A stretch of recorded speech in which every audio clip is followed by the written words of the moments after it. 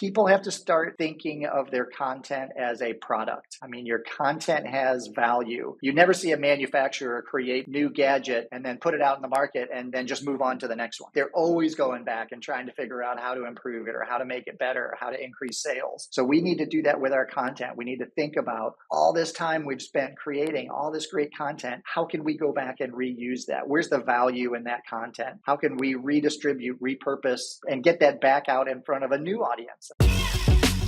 Hey, welcome to the Higher Ed Storytelling University podcast, a show where we bring together Marcom leaders from both inside and outside higher ed to give you fresh perspectives on successful organic content creation and strategy in higher education. My name is John Azzoni. I'm the founder at Unveiled, a video production company working specifically with colleges on their storytelling and commercial video content.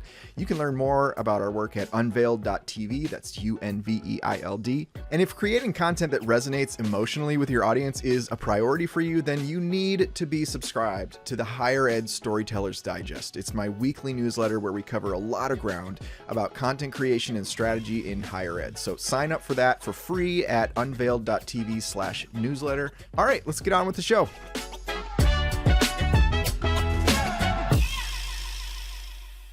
My guest today is Brian Piper. Brian is the Director of Content Strategy and Assessment at University of Rochester, also the author of Epic Content Marketing for Higher Education, a really good book I just finished reading. So I'm excited to get Brian on the podcast to talk about that. Brian, welcome to the show. Thank you so much for having me, John. Always a pleasure.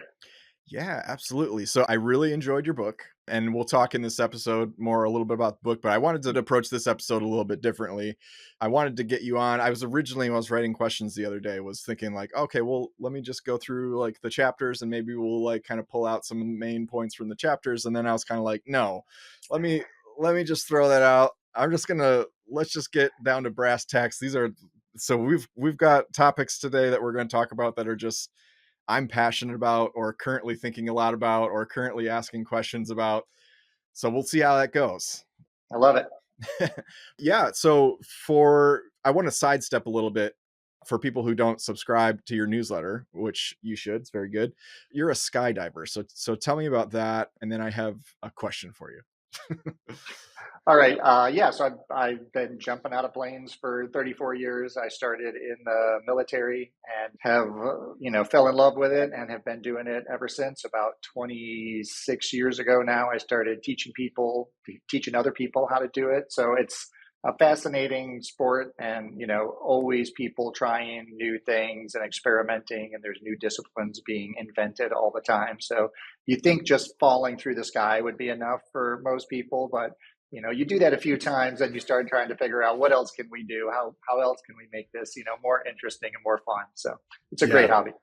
That reminds me of like the time my parents finally let me buy fireworks. I was like really obsessed with like bottle rockets and stuff.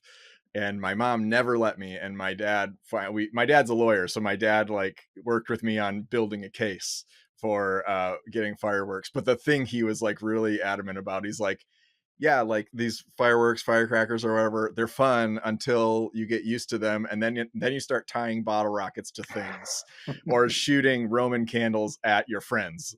She's like, we're not doing that. Like, just be okay with the fact that your mom let you go get some fireworks. So, but yeah, so my burning question is this. So I read this book a couple of years ago. It's called Love Does. It's by an author called Bob Goff. And in that, he talks about this, like when his kids turned 10, he would take them on anywhere they wanted to go in the world. And so I've been talking about this to my kids for years now. My daughter Ellie is 9.5. So we're getting really close, and she's a thrill seeker. And we've had all kinds of ideas. Japan, she wanted to go to Japan. She wanted to go to Hawaii, go surfing or something like that. But now she's landed on, she wants to go skydiving. So my first question is, can a 10-year-old even skydive? Is that even legal? Not in the United States. Now you can go to Mexico and you can go skydiving there. There's some places in Europe that'll take kids skydiving, but in the US you have to be 18. And kind of a related story to that. So my daughter turned 18 2 years ago, and she wanted to go skydiving because she's been around it her whole life. So actually, this last summer, we got her rated and certified. So now she's got I think 28 jumps or something like that. So now she can go on her own. So great fun being able to do that with her. So, if you're thinking about taking her out and taking her skydiving, it's more fun if you do it as a group. So just throwing that out there. Okay, cool. All right, so we've crossed that off the list then. That makes that easier because I was like not super. I mean, I've always wanted to go skydiving, but there's like 50% of me that's like, man, I really hope this doesn't work out, 'cause so, oh darn, you twisted my leg. We can't go skydiving. My other burning question though was because I was looking up packages from someplace, and then it was like, okay, you can do a free fall for like 30 seconds or like 60 seconds or 90 seconds. And then in my mind, I'm like, is that like a roller coaster free fall where like, you're going down that drop and you're feeling that drop in your stomach for 90 seconds? Yeah, when you're skydiving, you never actually feel that drop because, the drop comes from going up and then going down. So in skydiving, once you leave the plane, you're just going down. You're like lying on a big bed of air. I mean, the plane's already going, 70, 80 miles an hour when you get out, and then you speed up to about 120 miles an hour. So you're just really like you're suspended on a like very windy mattress. Okay. All right, cool. All right, so we'll put a pin in that for when my daughter is 18. Now that actually makes it more palatable for me because I'm like, I can only stay because we go to Cedar Point in Right. Ohio every Yeah. year. I'm like, Great roller coasters. my daughter drags me on the Millennium Force over and over and over again because we get the fast passes, so you can just keep getting on the ride.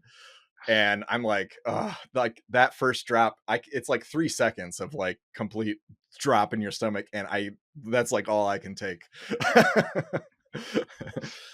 But anyway, so really great book. I finished reading a few weeks ago. Just talk about how did that book come about? Well, like, yeah, just tell me about that. Yeah, so last year I was actually finishing up the second edition of Epic Content Marketing. I co-authored that with Joe Polizzi.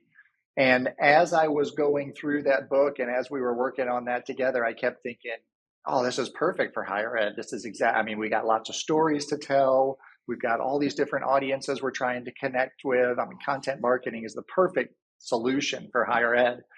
So then I started looking around trying to find institutions out there that were doing really good content marketing. And it was tricky. It was hard to find. And I know I wasn't the audience trying to market to, potential undergraduate students or, potential faculty or different types of audiences that really didn't fit my profile. So then I thought, well, let's start doing some interviews and start talking to some other people and I'll just ask them. So I reached out to my network first and started asking people about, well, who's doing content marketing really well in higher ed? And that was the hardest question for anybody to answer out of all the questions that I had. So that's when I really realized that this is a book that is needed in higher ed. This is a tactic, a technique, a strategy really that can make huge strides and advances in higher ed and really provide content that the users are more interested in consuming anyway. And then, at the end of those interviews, I would ask people who else I should be talking to. And they just kept giving me more ideas. I kept connecting with more really smart, innovative people. And I think I ended up with like 53 different marketers and higher ed leaders in the book that I interviewed. So it was, it was a masterclass for me in higher ed marketing in general. But then it was great digging into the details of content marketing and the challenges for different leaders. That's awesome. Yeah, when I was reading it, I was just feeling like this is a book like any other book because like most books, they'll do some talking, maybe quote like, here and there from somebody, but it really feels like a giant panel discussion. It's like kind of like you're moderating this giant panel discussion on content creation. So I found it really interesting. And for people that like me that really like to, I a lot of times I listen to higher ed podcasts so that I can discover new people to reach out to or to just follow on LinkedIn or whatever. This is great for that. Like it's on my list now to like go through each of these people and like go find them on LinkedIn and connect. So if you were in this book and you're listening to this episode, watch out for a connection request from John Azzoni. There you go. There you go. And I recommend they connect with you because you put out great content as well. So appreciate it. Yeah, cool. So what was there anything that surprised you about in the process of writing it? Yeah, I mean, so having just finished another book the year before where we didn't do, I think we did 4 interviews for that book as parts of case studies.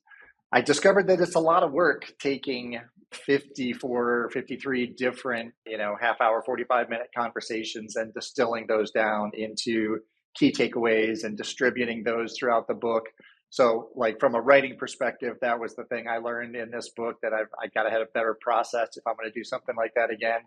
But then, I mean, the most surprising thing was, the difficulty people had in answering that question about who's doing really good content marketing in higher ed. So, a lot of other like surprises and insights that came along the way. I tried to get as many of those in the book as I could. Cool. I love it. Well, yeah. Okay. So this is my official plug. Go buy the book, Epic Content Marketing for Higher Education.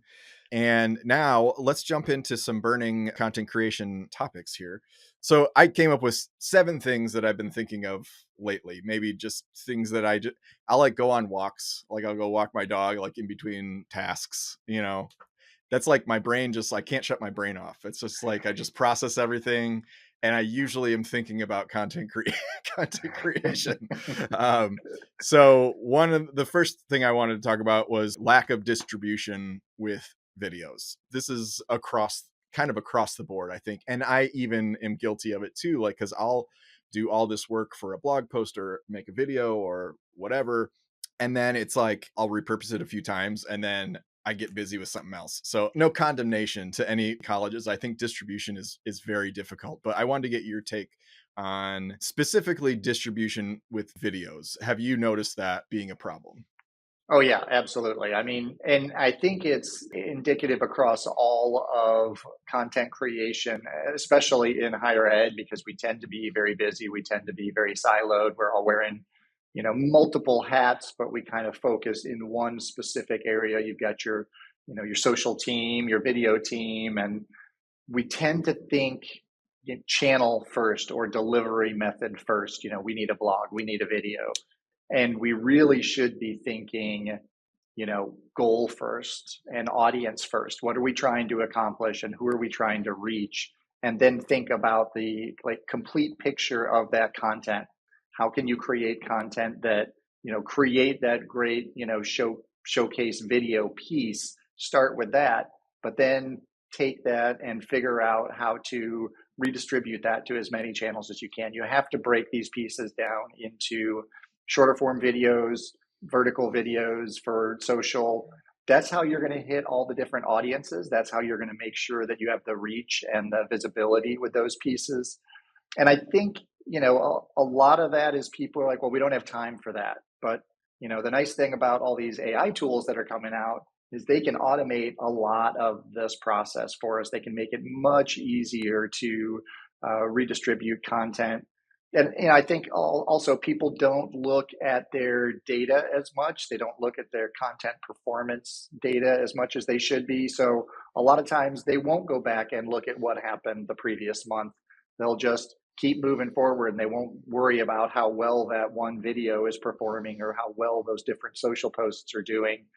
And if you go back and you look at your metrics and you see what's working, then you can figure out, there's content that next year we want to make sure we create the same kind of content around move-in day or whatever the event is, so that we can repeat that process and get that into an editorial calendar and start thinking about, we've got content we've created 2 months ago that's not doing much. Maybe it's the wrong audience. Maybe it's the wrong channel. Let's repurpose that content. Let's redistribute that, pieces of that content on different channels.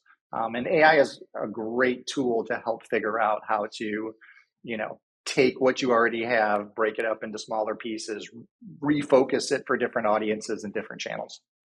Yeah. Have you used any video repurposing tools like Opus Clip?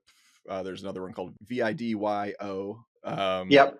We use Opus Clips, and there's another one, Kapwing, which does like editing and also exports clips. We've been playing with that as well. So, yeah.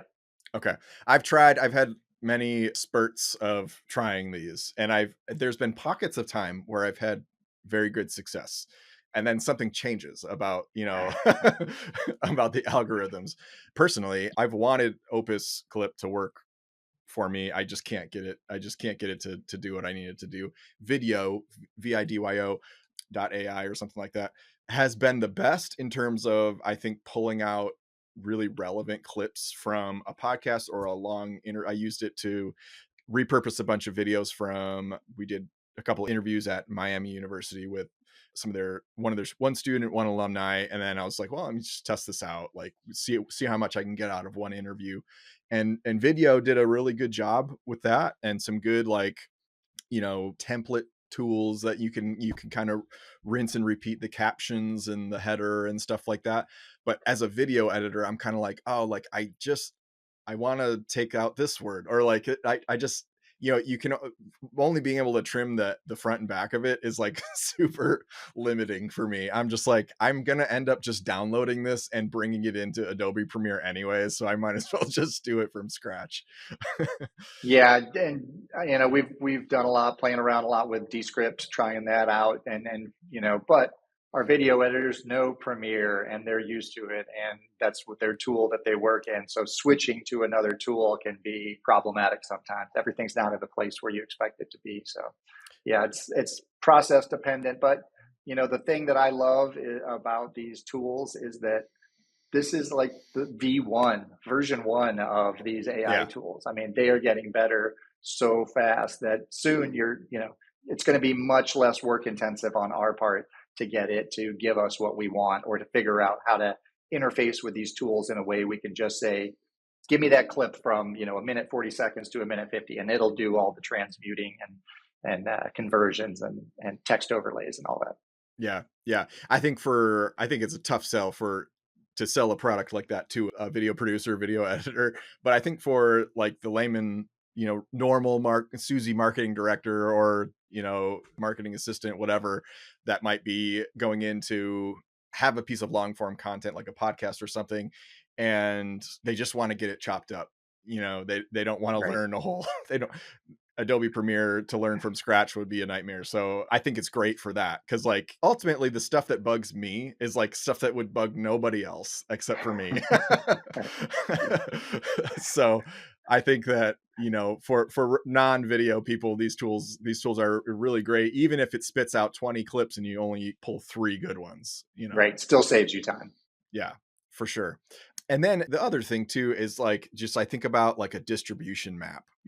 I really think that colleges, they should have some template distribution maps for like, when we do, say, a student success story, what's next? So we upload that to YouTube. Now what? Do we chop it up into, a few shorts? Do we go into the raw footage and pull out insights that they're not getting from the video? I think people should do both. But like, I think a lot of the problem is just not knowing what to do, or not feeling like you have a system in place to execute once you have a polished long form piece of content. For example, where does it go beyond, who needs to have it so that the, admissions can send it out into email comms and stuff like that. So definitely, like, I suggest, investing in some sort of distribution roadmap. Yeah, absolutely. And having that vision, and it's really thinking about how you're distributing before you create the content. I mean, think about all the different ways that you can get that content out there, whether it's embedding it on different pieces of your site, different areas of your site. You can pull out specific clips that are better for admissions or better for advancement, and really thinking about like the full life cycle of a piece of content, not just videos done, checked off our list, posted on YouTube, next project. So Yeah, for sure. And I think there's so much value in the raw footage that just most of it just sits on a hard drive, and it's tough, like when you're grinding on like deadlines and stuff like that. It's tough to really like go, wait a minute, let me get every scrap I can out of this investment that we just made in this video shoot. But like, I think one mistake that I see, organization, not just higher ed, but everyone, making, is they have a long form, maybe a very slick piece of video, and then they'll go, okay, well, let's just make it like a 30-second, we'll put it on TikTok, and we'll crop it vertically. And it's like, well, No, like we repurposing doesn't necessarily just mean chopping this thing up different ways. It means taking the content, the spirit of the content, and transforming it, remixing it for the platform, which can take a little more work. But yeah, Yeah, and it's not just remixing for the platform, but remixing for the audience. Because if you have like an anthem video that you're creating, and you have some great clips in there that will work for potential undergraduate students, you don't want to just pull that clip out and throw that up there. I mean, ideally, you could take that section of the script and have ChatGPT write a 30-second TikTok video, capturing the same spirit, and then you have one of your student social media interns record that clip so that the messenger is the same as the audience, because that's who the audience wants to hear from, and then you put that piece on the channel. So it's not always just grab something from the video. Think about the content itself, think about the message you're delivering and what you're trying to get across, and then maybe you could link to that video or something from the piece. But you got to think of the messenger, you got to think of the audience, and you got to think of the channel. So you're right. Yeah. On the topic of repurposing, I thought you might appreciate this, and maybe you have a different tool that you've come across that will do this better. But I was watching a webinar on content repurposing, on automating content repurposing, and the speaker showed us this whole workflow of like using Zapier. Long story short, I have it set up now to where this conversation, for instance, it will generate a transcript, obviously, from Riverside that will go into a Google Doc, and then Zapier's looking in the Google Doc for anytime a new transcript gets created. It then will send that to ChatGPT with a prompt that will say like, repurpose this into 5 LinkedIn posts. And then I have another one that's like, repurpose the spirit of this conversation into a blog post with like headers and stuff like that, and direct quotes from the guest and things like that. So it just gives me, and then email it to me. So like, I'll finish, recording a podcast episode, and the next day I just get an email where it's like, here's your 5 LinkedIn posts and here's your blog posts. And I'm like, that's awesome. It gets me started. Obviously, it's just, I've never just like copy paste because it doesn't quite write like I would, but it gives me a framework for getting started. I don't know if Zapier is really tough to use. I feel like, I don't know. Have you ever tried using it? Yeah, so we played around with Zapier. We are doing more with Make, which is a similar tool. But I'm really looking forward to this next round of models that's going to come out, and these AI agents they're talking about, which are basically going to be able to make decisions about these workflow processes. So it'll be much easier for us to automate complete workflow processes, assuming that we have them like well documented and that we have clean content or clean data to feed into the models. But yeah, figuring out how to automate different parts of those workflows, I think that's an incredible step towards understanding what we're going to be able to do with these agents. Yeah, cool. Have you ever had to manage the creation of a video before with an outside vendor? Let me guess how this went for you, and you can tell me if I'm right or wrong. You found a video vendor whose work you liked. They quoted you a bunch of money to make this video, and then you had to do all the grunt work to make this thing happen. You had to make sure that everyone that was going to be in the video was going to be available on the same day. You sent out some date options. Only 2 of the 3 people were available, so you had to send out a whole new set of date options and times to try and get alignment. Then you had to secure locations to film. You had to get permission from certain professors to film in their classroom, and you had to do all this stuff that was just not in your job description when you took on your Marcom role. If even half of those details are true for you, it shouldn't be this way. You're not a video producer. A producer's job is to lead logistically. Unfortunately, a lot of videographers are just going to show up with cameras and expect you to do the rest. And at Unveiled, we hate that for you. So if the idea of working with an outside vendor on a big logistical undertaking like a commercial or a year's worth of ongoing storytelling content sounds like a pain in the butt, reach out to me and let's make it not that way. Head over to unveiled.tv and book a call with me. Unveiled is spelled Unveiled. Okay, back to the show.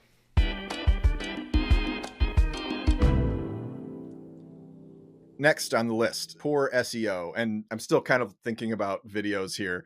So my 9-year-old Ellie, we love watching Mr. Beast together. Mr. Beast, for those who don't know, the most subscribed to YouTuber in history, hundreds of millions of subscribers. And he has it so dialed in. I mean, aside from just how he structures the videos themselves and how they're edited to like keep you hooked and keep you watching till the end, setting that aside, even just like the thumbnail, the titles, the description, like everything is dialed in for you to click on that.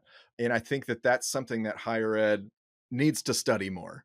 Because I'll see a lot of like, I'll go on a college's YouTube page and it'll say like Mary's story or something like that.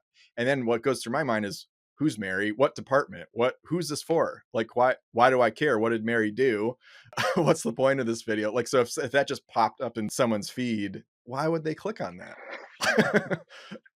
Yeah, I mean, SEO on video is as important as SEO on your blog or SEO on social or SEO even in community group postings. Super important. I tell people you should do SEO before you create the content, while you're creating the content, and after you create the content. And we've been working a lot with our content officers, and they are now all thinking about how we can get the maximum value out of the time that they spend putting into, creating this content. So great that you wrote this fantastic article, but if the title is horrible and no one's going to click on it, then you're not going to get any readers. You can write, article. You can spend 15 minutes on doing SEO at different stages of the content creation, and you could 10x the number of people that are going to see that content. So it's critical before you start getting into the creation process, you're thinking about who the audience is and what questions they have and what keywords that you want to make sure that you include in your title, what questions or problems you're solving in the title or teasing them that you're going to solve in the piece, whether it's video, audio, podcast, whatever the medium is. You want to make sure that they understand right up front how it's going to help them, how it's going to add value for them.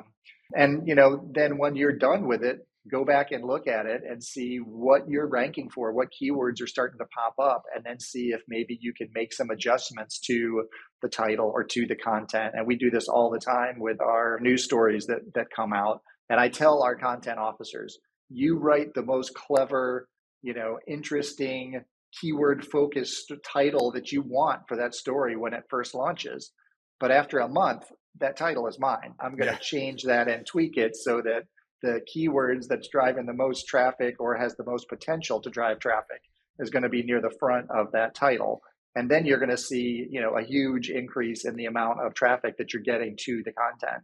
And after you show them that process and show them the improvement a few times, everybody's like, I want to do that. I want 10,000 people to see my video instead of 150. Yeah, my buddy Justin Simon runs a group called Distribution First, and it's all about content creation and content distribution. And he comes from like a background of like blogging and SEO and stuff like that. And he told me that there was one client that he worked with where all they did was update old blog posts, and it was like a 50% increase or some ridiculous number of like increase in relevant traffic from just going back in to the stuff that you already have and updating it. Yeah, since we started doing SEO, like focused SEO back in 2017 on our news center, we've increased our organic traffic 500%. So, and that's just steady, a few articles every month. We'll go back and pick out the ones that are the highest performing, that have the most potential.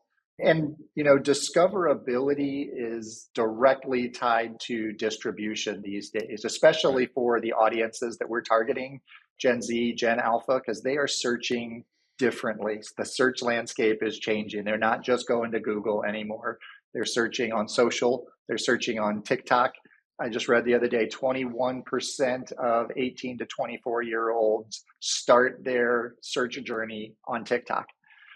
I believe and it. So, yeah. And they're looking in communities. So like Reddit, Quora, those different places, they're going there and looking for answers. And they're searching through AI tools. They're searching in ChatGPT and Perplexity. And so we have to figure out how to get our content out on all those different channels and how to create the best content for those channels and position it or tag it, title it describe it in a way that answers the questions that they're asking and includes the keywords that they're searching for. Because ultimately, like, if someone's going to create a really good piece of content, but they don't have a distribution map or any plan to cut that up or distribute it beyond just posting to YouTube, and they're not going to spend the time to do that, it's almost like there's two ways that you can get views: let the algorithms get you views, or you deliver that video in as many channels as possible. And if you're not going to do either, what You're purpose? wasting your time, right? Yeah. You're just throwing your time out the window like money, you know?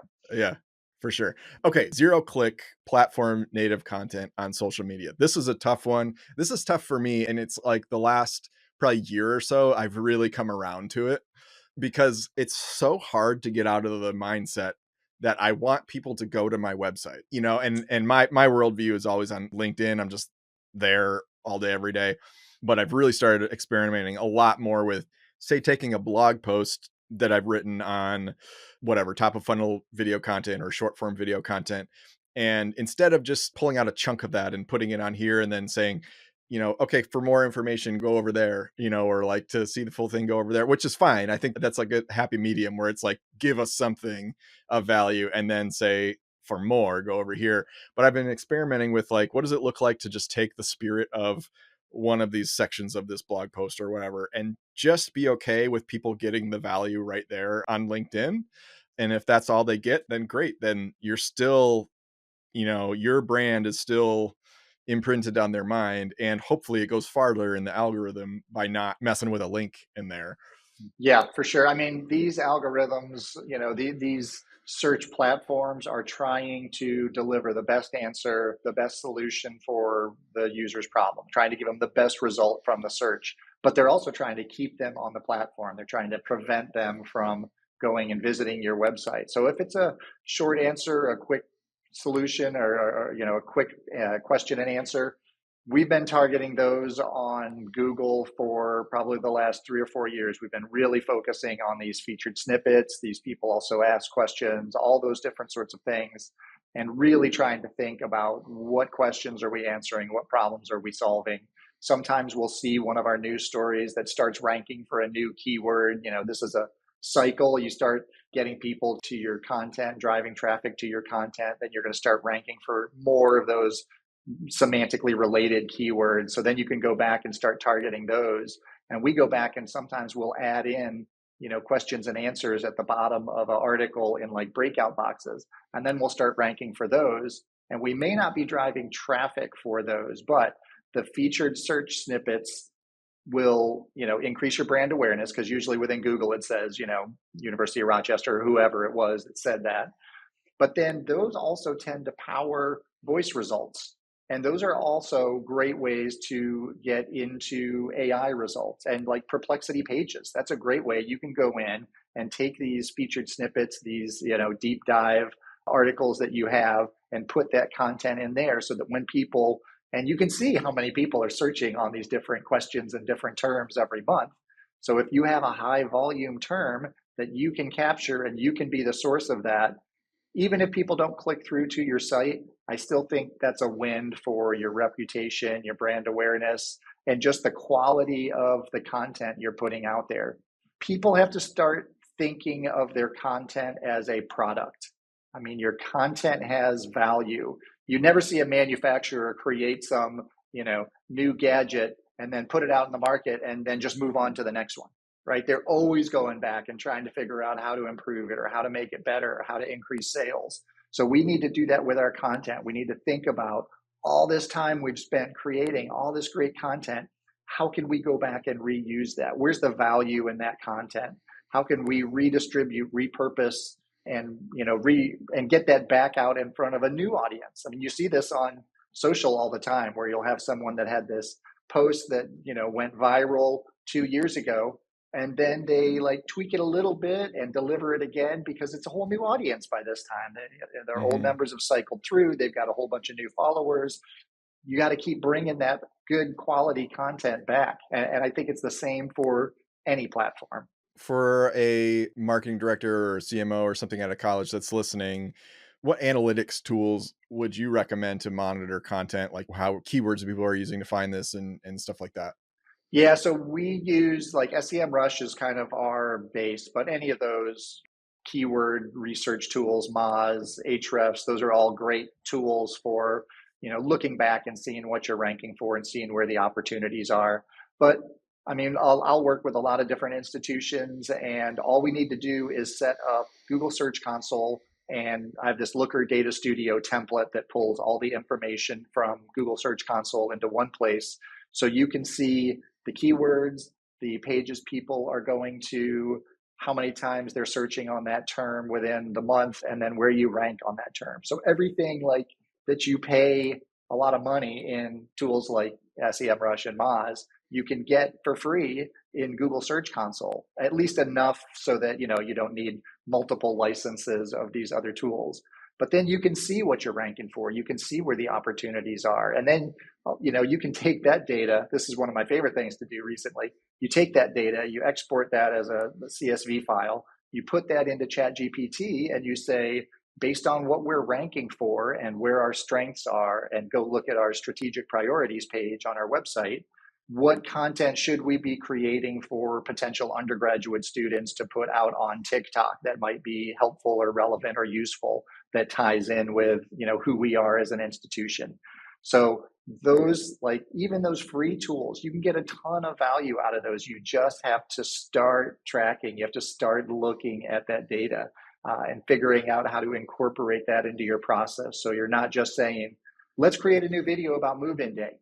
Well, go back and look at the previous videos, and how did they perform, and what content are people looking that's related to, that time of year or that activity. It's a ton of data that we collect, and that for most part, we don't use very well.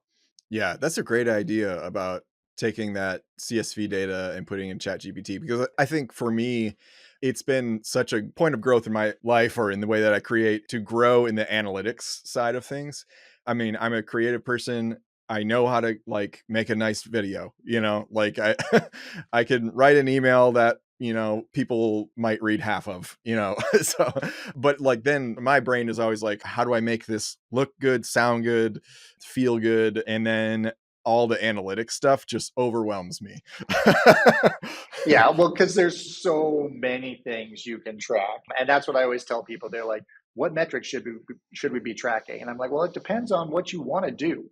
I mean, if you want to increase brand awareness, then page views is just, organic traffic. Organic page views is a great one metric that you can track.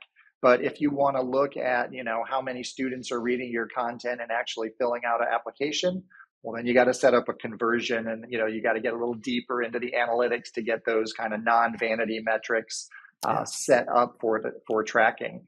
But there is a metric to show improvement against any type of goal or any type of process that you're wanting to show improvement on. Yeah, there's a lot of sneaky ways that you can do that. We did a commercial for a business school here. My buddy Jay is the director. And like a few months later, after we launched, he's like, yeah, we got 20 applications from that commercial. I'm like, how did you even do that? Like, he's like, we've got it set up to where like it's like by the IP address or something. Like, they can track what IP address watched that streaming commercial and then went and applied. It's amazing. I'm Yeah, like, yeah. There's a way to track everything that you want to measure. so on that note, like, the challenge of zero click content being, attribution, like how do we, if I post something to Facebook or whatever, and it just lives there, and we never get them over to the website to figure out if they submitted an application or whatever, as that kind of landscape is sort of evolving into prioritizing more zero click content, what do you suggest colleges start to track? Yeah, I mean, there's a ton of different ways to show the value of that zero click content. Instead of tracking, clicks, you can track, even tracking engagement, tracking comments, tracking how much that content is shared, looking at the different, interactions. Likes are, like super vanity metrics, but shares, when someone else is willing to take that content and you know push it out to their audiences, or even engagements, the content that are the comments that they're putting in there. If you get a thread that you post up and it gets a ton of engagement, build on that, leverage that. That's a success, that's a win. Our social media team actually tracks for each piece of content they post on social if it's connected to a specific institutional strategy that's tracked and measured, so that now we can go back and look at which strategic goals perform better on which channels, which ones perform better for which audiences. So lots of different ways you can measure and show the value of your work. All right. I love it. All right. Let's transition to podcasts, because I get this question from time to time from marketing directors. Was like, should I start a podcast? How should I go about it? And then you have dissenting voices where are like, there's too many podcasts. Stop making podcasts. I can see both sides. I think about it like, if you're willing to do the work of a podcast, it's a lot of work. If you're willing to commit to it, then it's like anything else. Like, yeah, everybody, but also everybody has an Instagram. Like, everybody has a LinkedIn. Like, does that mean that only certain people should have a LinkedIn? It's just a place. It's just a podcast. It's another place where you can just get your thoughts out there or create good content. But feel free to disagree with me. I'd love to hear what you think. No, I think podcasts are a fantastic tool. I recently launched my own podcast. So the problem with podcasts, though, it's a great place to continue building a connection with an audience. It's a really hard place to grow an audience. I mean, social is a great place where you can like reach a lot of people, and it's easy to follow somebody. A podcast is a time commitment. You have to be like, oh, I want to come back, and you have to be consistent with a podcast. If you're going to put out a podcast, you have to get on a regular schedule so people can expect it. They can look forward to it.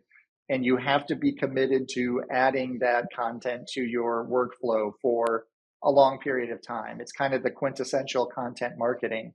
You need 12 to 18 months. I mean, you are building a relationship with people. You're establishing a connection. You're not just trying to grow an audience. You're trying to, create super fans. You're trying to bring people into your community, your audio community. So it's, any kind of relationship building is a long-term commitment. So I think that's, a lot of people, when they ask me if they should start a podcast, I'm like, well, are you willing to deliver this every week or every other week for 18 months, for a year and a half? And if you're committed to that and you have a specific niche audience where there's not already a podcast out there for them, awesome. Then it's a great idea. But if you're delivering the same content that everybody else is delivering to the same audience of everybody, then you're not going to succeed. You're not going to get any value other than talking into a mic for, an hour every couple of weeks. I saw somebody post a podcast episode that they were really excited about, and the episode was how AI is changing the landscape of marketing. And I'm just like, we've been talking about this for a year and a half. Where have you been? Right. I mean, you can get Notebook LM to do that podcast for you without having to do any work. So, Yeah. So, yeah, I mean, definitely, like, yeah, you got to have conversations that are unique. But I agree with you, because like, I think, with my podcast, the numbers aren't huge. And I actually very rarely look at Transistor to see how many downloads an episode got or whatever, because that's just not why I do it. I do it because I like connecting with people like you. Like, I was looking forward to this conversation and I'm having fun right now. So sometimes it's like the most fun part of my week to like have these conversations, but then to have them documented and then to be able to strengthen a relationship with someone like you, and then also cut that up into pieces that then platforms you even further. Not that you need it from me, you already got a book out and all this stuff, but I like uplifting other people in this community and showing them what people, what great thoughts they have and stuff like that. But it's a lot of that. It's an opportunity for me to just kind of process thoughts in a long form kind of thing about content creation or whatever. But then it's also just, I have had clients come from the podcast. It's pretty rare, but like, more than that, it really is just a place. Like, the feedback I've heard more than anything is like, oh my God, I found your podcast and there's so many great topics. I can't wait to like binge all of these. And like, that's what's so fulfilling to me, is like, week after week, we're creating a library that is super valuable, and it only gets more and more valuable. So, whatever your goals are, meeting somebody or whatever, like hooking them with like these cool topics. But then, people that listen to the podcast, I'm so appreciative. They're giving me like an hour of their time, like an hour to listen to me and Brian talk, like that's very sticky. Like, if someone listens to a whole hour long episode, like I feel like they're going to remember, my brand or my point of view or whatever. So I Yeah. think it's much like the college is college valuable conversation. It's kind of like, depends how you look at it. If you're just looking at it for like a, direct financial ROI, like I'm going to pay this money and then I'm going to get 5 times the money back, over my career. It could be valuable depending on what you go into, but there's so much more to college of like, the personal connections and the belonging and the mentorship and the life experience and the international travel or whatever. Yeah, absolutely. And, I think podcasting is one of the greatest ways to network with people who you normally wouldn't connect with, because you can be like, hey, you want to come on my podcast and chat for an hour? And a lot of people that you wouldn't be able to get that time with will give you their time because they know it's going to be promoted. They're reaching a different audience. Like, I know I'm reaching a different audience by talking to you than I do with my own content. But then some of my audience is also coming in to see this and connect with you. So, it's that cross sharing, that collaboration of bringing your audiences together and just getting that familiarization with people. I mean, even hearing someone's voice. I was at a conference a month ago and I heard somebody talking. I was like, I know that voice. I've listened to their podcast. And then I went and, connected with them in person. But it's a fantastic tool, a fantastic platform, as long as you understand the goals that you're trying to reach with it and what audience you're trying to connect with. Yeah. I liken it to I don't know where I heard this, but it's like someone posted on Twitter or something like that. It's like, hey, do you want to eat 40 tortillas? And they're like, no. Okay, do you want to cut them up into quarters and dip them in oil and then eat 40 tortillas? Oh yeah. Right, right. It's like, hey, VP of marketing, do you want to have an hour? Do you want to like chat for an hour? No. Okay, well, how about we chat for an hour and record it? All right, yeah. Exactly. So that's what I love about it. All right, we're winding down here. I wanted to get to this last question because this is maybe the one that bugs me the most. Is I feel like the go-to advice about content marketing is know your audience, and that makes perfect sense. For me, I've always struggled to, how do I know my audience? Where do I go for that information? Because like for me, I'll go and search Google or search Reddit or wherever for questions that, what are questions that higher ed marketers are asking about video production? They're not generally, they're not going on Reddit and going, how do I make this video with this budget? Like they're, and that's just the symptom of having a very niche audience. But then it's like, okay, well, I can talk to higher end marketers and I have, but it's hard. Like, how do you get someone on the phone? Like, I feel like we don't address these things. Like, how do you make an incentive for some random customer, if you're in like a B2C or something like that, to talk to you and give you information about what they think about when they're going to purchase and what their pain points are and stuff like that. So I would love to hear your take on that. Yeah. And, so audience first is what we're always saying in content marketing. You have to focus on your audience. But so many people are like, well, I know what a potential undergraduate student needs. As a 50-year-old guy, I don't know I've got 6 kids who have all gone through the college search within the last, 5 years. They all wanted very different things. They all had very different concerns, different beliefs about what they could expect. And really, the best way to get an understanding of your audience and who they are is to talk to them and ask them questions.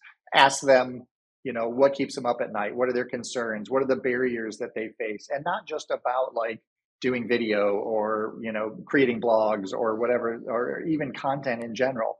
But what are the big questions that weigh on them? And then you can create content around that. And if it's like, how can I reduce my marketing spend? Well, sometimes outsourcing video is a better way to do that, so you figure out your take on how you can just provide value for them and answer their questions, address their problems, not even necessarily pitching yourself, but just putting the information out there and setting yourself up as a source so that they know, oh, well, he understands where I'm coming from. He knows the issues we're facing. When we work with them, they're going to help us, keep that stuff in mind. I'm a huge fan of personas. I like having a good persona that you can give out to your marketing and comms teams so that they're all on the same page when they're creating that content. ChatGPT is actually really good at creating personas. It doesn't replace the interviews that you might do with your actual audience members, but you could even upload that and say, based on these, based on our institution, based on our strategic goals, what is our ideal customer profile look like? And it can spit that out. And then you can ask it all those questions. What are the decision criteria? What's the content journey? What are these users most concerned about? And then we've actually even taken it a step further and created interactive audience personas. So now we have custom GPTs set up as potential undergraduate students. So now we can run content past it and say, what else would you like to see in this content? What gaps are we not filling? What questions are we not answering for you? So that's been really helpful. But yeah, I mean, talking to your users and really understanding what their big issues are, what their biggest concerns are, and figuring out how you can help them solve those problems takes it beyond just like, how do I edit the next video? Because they don't care about that. Their video person is going to take care of that, or the production side is going to take care of that. They just need to understand, how they can quickly turn a project around or get the best quality content out there. Yeah. So if I'm a marketing director at a college and I want to know my students more, what should I do? Like, should I send a mass email and say, hey, can you sign up for a time to talk to me or whatever? Like, what would you do? Yeah, absolutely. I mean, we'll do student focus groups all the time where we'll say, we'll give you a $25 Amazon gift card if you show up for an hour, or we'll sit outside the student lounge and say, hey, we've just got some questions for you while you're going by, and you'll hit them with like 2 or 3 questions. What were your biggest concerns your first year when you came to the school? We'll buy them a free coffee or something like that. So all sorts of different ways. You've got these audiences. You've got all these audiences right there at your fingertips, all your faculty, all your staff, your alumni, all within range of you just walking outside your office and saying, I want to talk to you about what's bothering you, or what I can do to help you by creating content around this particular area. So yeah, starting those conversations is critical. Yeah, just boots on the ground. Just get out there. Yep, for sure. Yeah, I find that, buying someone a coffee is always a good it's always a Absolutely. good in. Well, cool. Brian, this has been awesome. I was looking forward to this, and you did not disappoint. For people listening, go pick up Epic Content Marketing for Higher Education. Very good book. It's one that you'll just keep on your bookshelf and just keep referring back to. And I feel like everything we talked about for the most part is somewhere addressed in this book in a more, in a detailed fashion that you can like really kind of sit with and play around with. So yeah, where can people connect with you at? BrianWPiper.com or Brian W. Piper on most of the social platforms. All right. Well, thanks for coming on, man. I appreciate it. Thanks so much for having me on the show, John. Always great talking with you. Hey, thanks so much for listening. 3 things I want to invite you to before you go. Number 1, if you want to know what's working right now in higher ed video, like what videos are getting tons of views, likes, comments, all that, you can get ungated access to our report, aptly named What's Working in Higher Ed Video, a comprehensive guide for higher ed Marcom leaders and content creators. So check it out at unveiled.tv/higheredvideo, and you might want to bookmark it because it's designed to be a resource for you that you can keep referring back to for inspiration. Number 2, reminder to sign up for my free newsletter all about content creation and strategy at unveiled.tv/newsletter. And number 3, follow me on LinkedIn. If you're searching for me, my name is John Azzoni. It's spelled JohnAzzoni. I'm on there all day, every day, for better or for worse, posting regular content and engaging with folks like you. So I'd love to connect with you on there. And with that, we'll catch you on the next episode of the Higher Ed Storytelling University podcast. And as always, I am cheering you on. Okay, bye.